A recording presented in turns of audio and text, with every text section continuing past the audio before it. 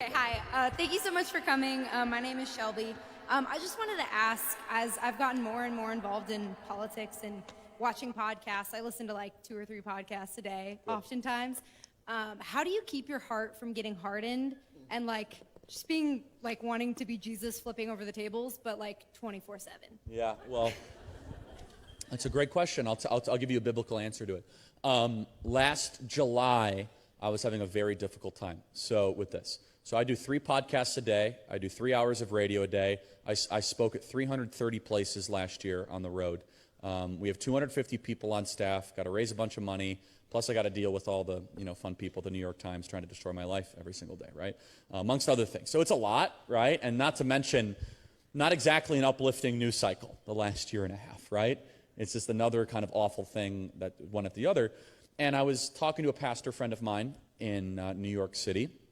I was telling him this, and he just asked me, he said, "Are you honoring the Sabbath?" I said, "Yeah, I'm kind of doing a Sabbath-ish thing, right? Kind of very, And he said, "You should really consider it." And so I did. And so every Friday night, I take a Jewish Sabbath. I turn my phone off completely. I'm unreachable by the world. And from Friday night to Saturday night. And so I started doing it. It was really hard at first, but I just do it religiously, regardless of where I am. No one can contact me. No one can, and I just read, I take notes, whatever. And it's been an unbelievable blessing. So let me kind of give you the Christian case for the Sabbath. First of all, I'm not going to make a theological argument. You're bound to the Sabbath, okay? There's contradicting New Testament scriptures to this. I'm not going to say that. It's the only one of the 10 Commandments Jesus did not reinforce as far as that we have to honor. Instead, I'm going to make a separate argument, that it predated the law, which it did, and that it will bless your life significantly, okay?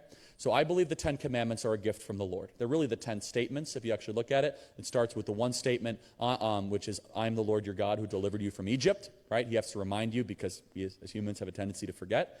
And so he's like, "Hey, remember, I'm the guy that brought you from Egypt." That came before the 10 Commandments.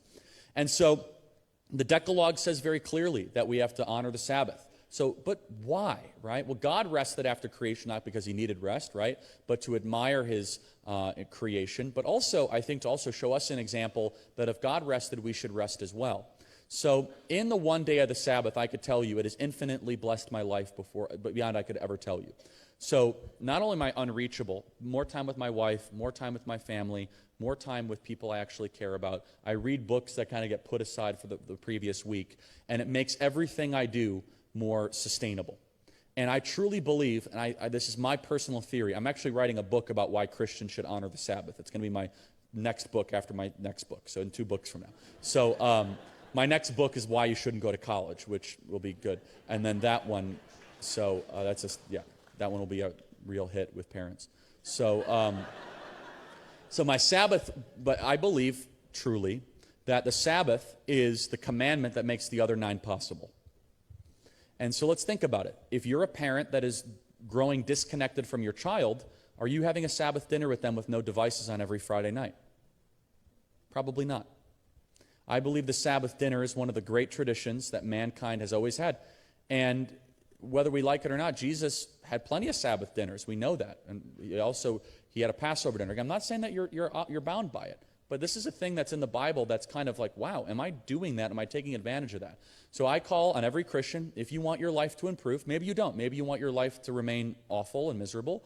But if you want your life to improve, the happiest people, the least depressed people in the world are those that honor the Sabbath. They are. Or some form of a day of rest. They live longer, they're healthier, less disease, and all of it. So for me, that's been a great blessing.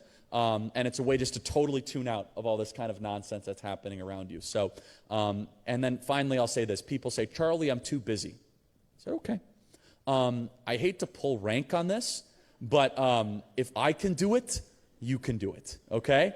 And so if you do it, try it for a month, try it for 2 months, and you'll find your relationship with God and your loved ones will dramatically improve. And that hardened heart that you are worried about, I think will soften very quickly. God bless you. Thank you.